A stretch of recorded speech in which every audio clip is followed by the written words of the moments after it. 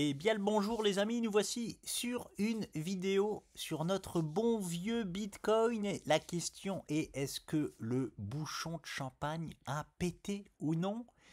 Eh bien presque, hein, et il est en train de péter. Alors on va voir hein, si forcément on va faire ce move là qu'il n'est pas en train de nous faire pour le moment, mais je ne déclare pas forfait encore sur ce move exact, hein, parce que il a vraiment fort à faire, et puis là il perd en puissance légèrement, donc on peut très bien, hein, ne vous étonnez pas si finalement on revient s'appuyer ici hein, dans les prix qu'on a connus jusqu'alors. Voilà. On met ça pour l'instant de côté. Par contre, magnifique, magnifique move donc du BTC dans le timing parfait. Hein. Le timing a été, allez, quasiment parfait. Il fallait 8 heures après. Si 8 heures après, il nous pétait, il nous faisait cette séance-là 8 heures après, c'était le timing de la perfection, mais il est quand même hein, dans le timing vraiment parfait. Hein. Juste 2 séances avant, c'est vraiment chapeau bas. BTC, il a parfaitement respecté hein, les timings, les statistiques au niveau des timings. Donc, on a eu notre énorme poussée, ça a libéré le BTC. Maintenant, on est en train d'essayer de tout péter. Voilà, de tout péter. Tout péter, c'est quoi? C'est donc cette résistance-là qui nous fait un double bottom. Là, surtout la plus importante, je le rappelle, je vais prendre un peu de hauteur. Alors non, je monte d'abord la jaune. Cette jaune-là, cette figure d'élargissement jaune que nous sommes hein, en train de... Alors, est-ce qu'elle était bien posée? Je vais la mettre en x1. Hop. x1. Allez, ici, là, très exactement. Voilà. Oui, non, on est parfaitement dessus. On est parfaitement à l'heure actuelle collé dessus. Donc maintenant, je vais la mettre en gras. Hop, je vais même la mettre en x4 parce que là, c'est très très pertinent. On est toujours complètement là-dedans. Donc, très fort à faire là. Hein, le BT. Donc, je vais enlever mon timing. La sortie de position s'est faite magnifiquement bien. Là, maintenant, voilà. Très très fort à faire. Zone très dure. C'est pour ça que j'ai privilégié dans un premier temps ce move là. Hein, parce qu'on a une zone extrêmement dure ici. Il a fait le plus dur. Il a été nous chercher. C'est bon. Il a validé toutes les statistiques. Même les timings. Maintenant, je privilégie ça. Et en fait, je vais jusqu'au bout. Je vais jusqu'au bout de mon move quand même. Je privilégie ça. Hein, voilà.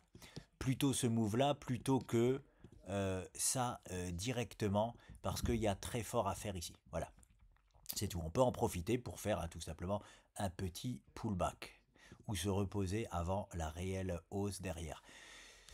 Donc super, vraiment, vraiment content de ce move du BTC qui va libérer les choses derrière lui. Hein, là, il libère tout. Hein. Ici, il libère la zone. Une fois qu'il libère la zone là, le BTC, il libère tout. Tout le monde de la crypto-monnaie et tous les altcoins. Et ça va vraiment pousser très fort de partout. De partout, hein, que ce soit bon projet, moyen projet. Voilà, il y a tout qui va péter plus ou moins à la hausse. Donc voilà, top, on prend un peu d'auteur parce que donc la zone, la réelle zone dure, parce que là on est sur des figures H4 30 minutes. Hein, voilà. Mais la réelle zone dure de chez dur, c'est la ligne verte. Hein. Pourquoi je le rappelle? Parce qu'on est sur voilà, une vraie structure daily là. Là on est sur une grosse structure daily, c'est celle-là. C'est la grosse structure verte. Hein. Peu importe comment on appelle cette structure, moi je l'ai appelée un biseau d'élargissement descendant. On peut aussi y trouver un énorme double bottom. On peut aussi y trouver une énorme hop, tasse et anse, parce que je l'ai vu dans les commentaires.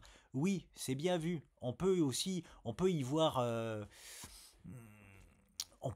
tout ça, hein, très clairement. On peut y voir une énorme tasse et anse, un double bottom, ce que je vous ai dessiné depuis le départ, c'est-à-dire une figure d'élargissement. L'important, comme je vous dis, c'est toujours pareil, c'est de savoir exactement ce qu'on fait et de connaître les statistiques et de s'en servir à notre... J'ai pas le mot. Et de s'en servir, voilà, tout simplement. Et de s'en servir. De s'en servir à bon escient, je crois que c'est ça. Ah, bref, on s'en fout. Je suis pas prof de français, on s'en fout. Voilà donc pour le BTC. Il n'y a rien d'autre à en dire, mais on essaye de péter ça. On essaye vraiment de péter ça et c'est vraiment ça qui libérera tout le monde de la crypto-monnaie, même si il est déjà libéré le monde de la crypto. Mais voilà, pour ceux qui sont encore pessimistes sur le BTC, c'est vraiment la zone à faire sauter, c'est celle-ci. Voilà. Attention, hein, c'est pas parce qu'on est en train là de forcer le passage.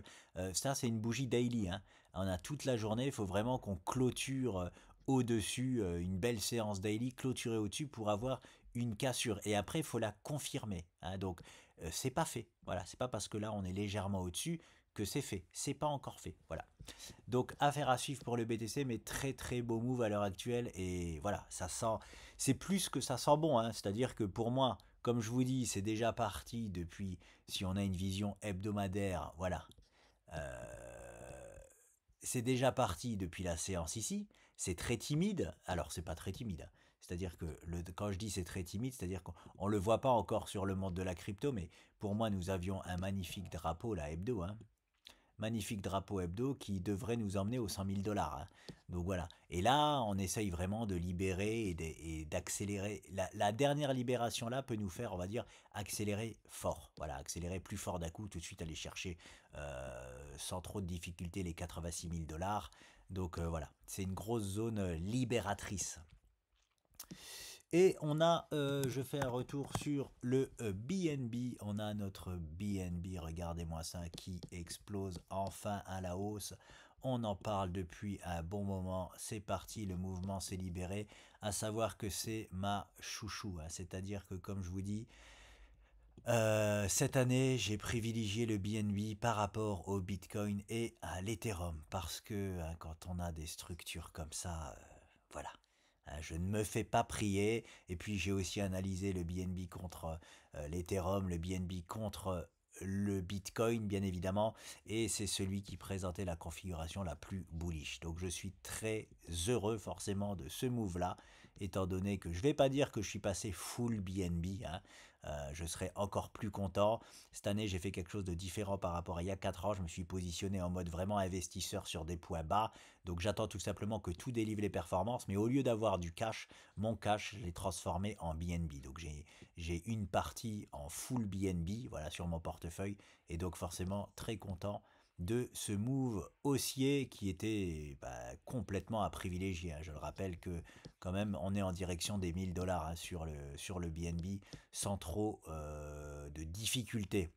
La question c'était ici, on est arrivé ici, on a tout de suite percé à la hausse en faisant une magnifique consolidation au-dessus carrément de la résistance. Donc voilà, même sa résistance majeure a eu énormément de mal à le freiner. Là forcément on arrive sur les plus hauts de ces plus hauts historiques, hop, qui sont ici là.